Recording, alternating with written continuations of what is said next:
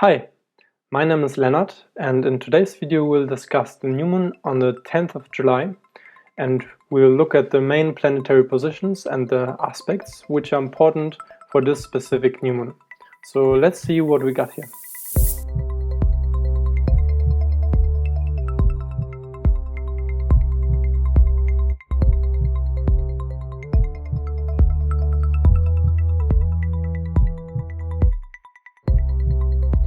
First of all, generally, the new moon, we can say, is when the sun is enlightening the moon with the ray of consciousness, with the light of awareness, meaning the moon reflecting our inner, emotional, internal world will be covered by the light of the sun. And this, first of all, is very important and significant because it helps us in each new moon to gain a certain advancement in clarity upon our inner world. And because of this, in astrology it is said that the new moon is especially powerful to make decisions and to start new processes because we gaining this advancement in clarity. And we can thus make much more wise and profound decisions based on our actual internal needs and the internal processes which are inside. And when the moon and the sun are in the sign of Cancer, as we can see here, this is an extraordinary time to gain clarity upon the emotional world. So the emotions inside of our being, they're not just some kind of random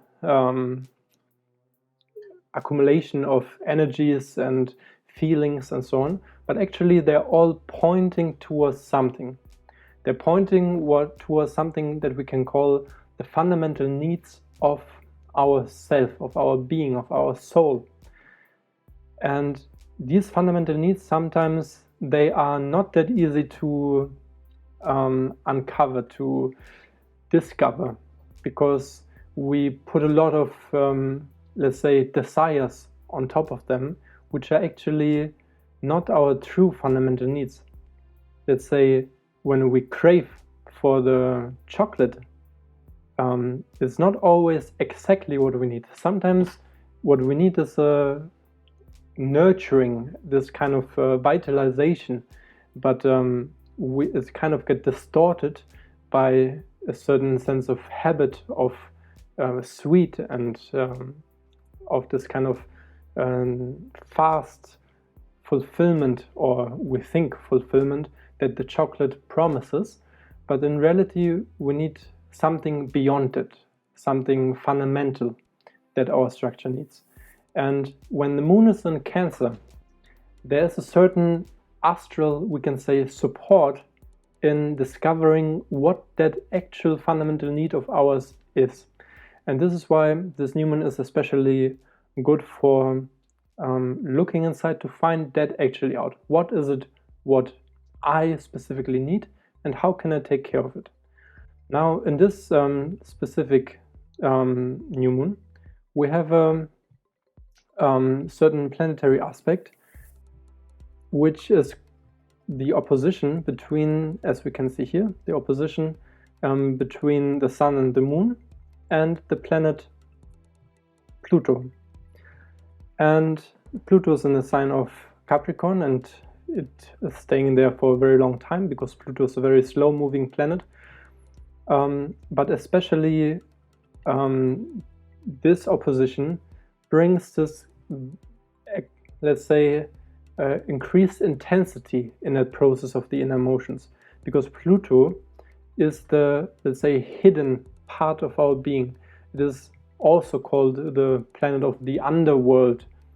So parts of our being which we like to put under the carpet because they are sometimes too painful, so to say, to look into. They are also connected with certain wounds of our soul, which slowly, through the journey of the brave, let's say, spiritual hero, will be brought from the underworld into the light of the sun.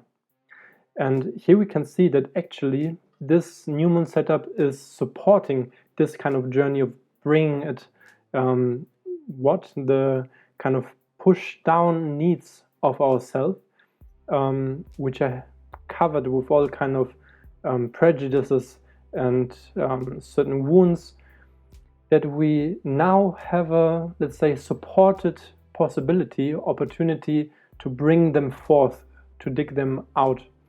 And this is not always an easy process, as any kind of, let's say, inner work, we can call it shadow work or psychological inner world, it is a difficult task, but it is a task which promises a lot of advancement on our quest to fulfillment, because in this process we're getting, let's say, much more authentic to ourselves, much more true to ourselves. So it is a question, the question, let's say, is in the air.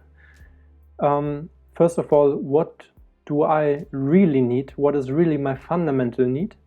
To take this moment of inner investigation, and also what kind of, let's say, dirt is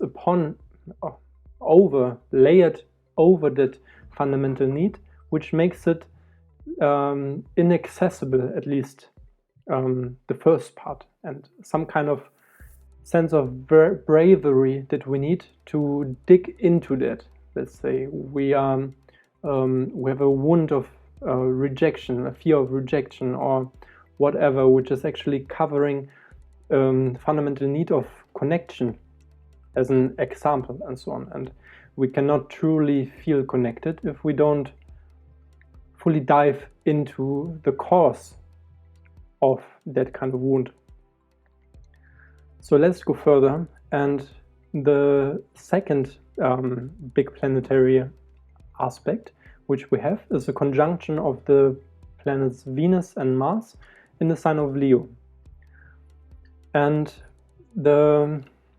let's say the marriage of these two planets is quite symbolic, because of course we see the signs of the planet Venus and the planet Mars on each toilet door, as they exactly symbolically resemble the feminine and the masculine principles. But of course, if we transpose it into ourselves, we all have a feminine and a masculine side, no matter if we are woman or man.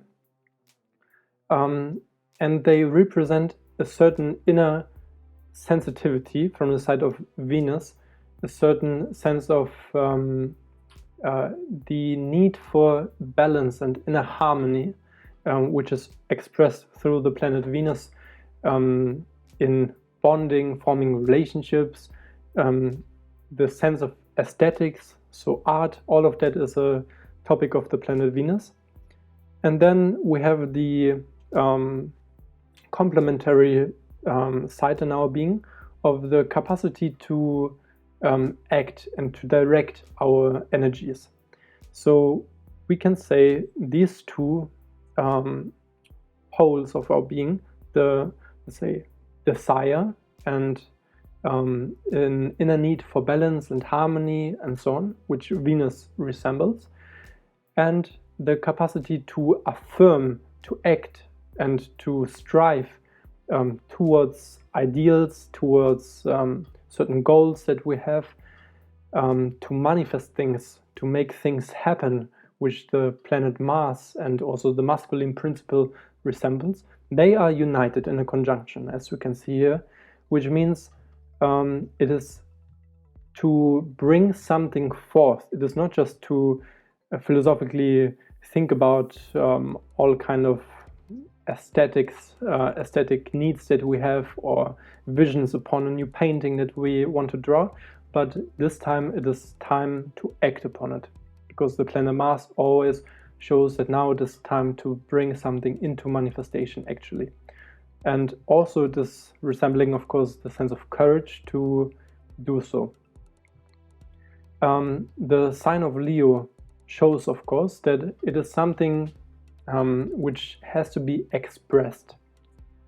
And here it is an interesting aspect, because the new moon is in the sign of Cancer, so the sun and the moon are in the sign of Cancer, which is a lot about reflection, a lot about a certain internal process which is happening.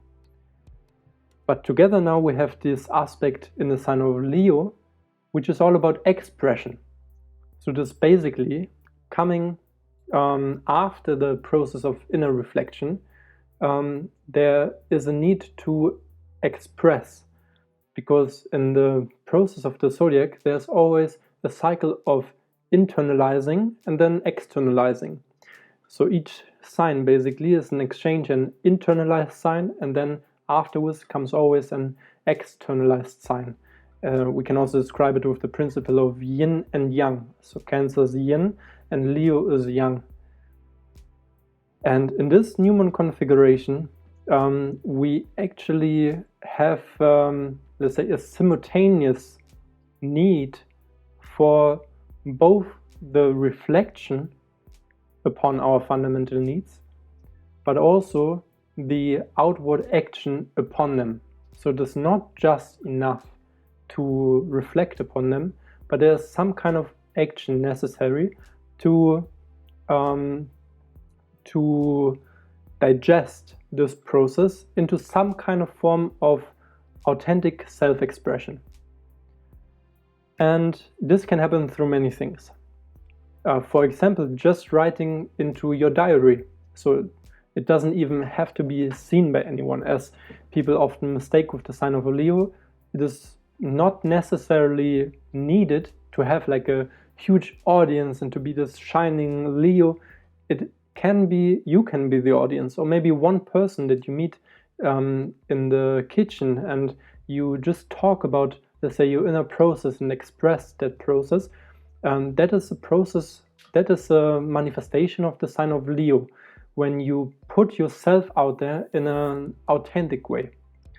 And the word, the headline authenticity, this is really the brickstone of this process, because the downfall is just this kind of obsessive need just to be seen, and the seeking of attention, which basically covers any kind of authenticity, because it is easy, so to say, to make people, or to try at least to make people like you in a certain way, and then to take on a certain mask which fits to what the average society and so on appreciates very much. But authenticity is a very different thing. Authenticity is every time unique, because it is a reflection in the outside, or we can say a projection of your inside in the outside. Your inner processes, your true inner identity, your true inner self, projected through your actions outside. And this is, let's say, a big theme of this new moon. To go further, we can see that the Venus and Mars are in an opposition with the planet Saturn, which is still in the sign of Aquarius and will stay there for quite a while. And this opposition, this kind of brings a certain pull towards balancing the Leo energy. What I mean by that is that when we have two opposing signs, as here, Leo and Aquarius, they're all the time balancing each other, meaning the disharmonious qualities of Leo, like the attention seeking and the kind of this need to be in the center of attention, is balanced if we include the aspect of Aquarius. Aquarius is the sign of detachment, let's say, of the group, of the community, which helps basically this vision, okay, I am an individual and a very unique kind of drop, Leo, but I'm the drop in the ocean. meaning there are many other unique drops, and together we are forming the ocean. And keeping this perspective is keeping, let's say, our own self-expression in humble and sincere manner, basically. Also, the planet Saturn all the time has a certain feeling of restriction. It is an apparent feeling because actually Saturn wants to make us aware of a certain direction, of a certain maturity in whatever we're doing, a certain spiritual alignment of what we're doing.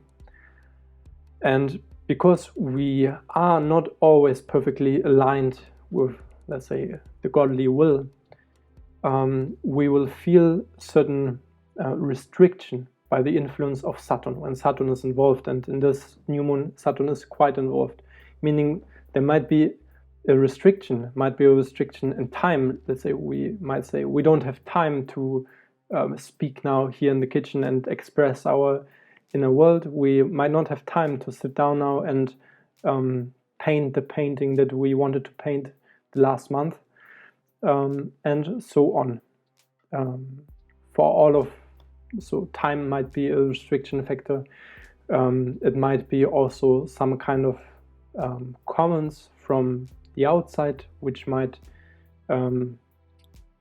let's say, restrict us in the confidence in ourselves and so on. But we have to keep in mind that this restriction just is a walking stick, kind of a reminder, a helping wheel, in order for us to get in touch with our true authenticity. It helps us, this aspect, to take a moment before we go out there and put ourselves out there through art, through communication, through our actions in general, to wait a moment and take this moment of reflection, asking ourselves, am I really true to myself with whatever I'm about to express? And also, am I doing something which is, let's say, reflecting my higher self and not just my closed and small sense of identity, my identifications with something, my mask, the mask that I'm usually wearing. It reminds us to take off our mask and to take the right time for the right thing. And the last aspect I want to speak about is the square that here we can see, the conjunction of Venus and Mars, and the planet Saturn in Aquarius. They are both forming a square aspect, so 90 degrees aspect to the planet Uranus. And this kind of triple constellation between these, let's say, three planets, four basically, but Mars and Venus, they form, let's say, a certain third planet. This is giving the influence of the planet Uranus, which is the higher perspective upon things. Uranus is also the planet of the supramental perspective. What I mean by that is, it is the very drastic, let's say, switch of perspective to look from above upon a certain situation, upon a certain configuration of things, of the inner things. It is a certain outside perspective beyond all kind of social constructs, all kind of habits that we have inside and so on, and helps us to ask ourselves, okay, what is really true if we take this drastic strike of almost like a natural catastrophe in our being, like a tsunami, just wiping off all kind of social conditioning, in order to see the true authentic self-expression, which is kind of the theme of this new moon, the reflection of the internal fundamental needs, and then the expression of these needs into the outside, and the certain bravery that this process requires. So that is the major points that I wanted to discuss in this video. And click the subscribe button and the bell and a like for the video, and stay updated for further videos. I will aim to upload one video each week upon similar topics. And yes, for to stay further updated, you can also go on our Facebook page and on the Instagram page and stay updated for new content.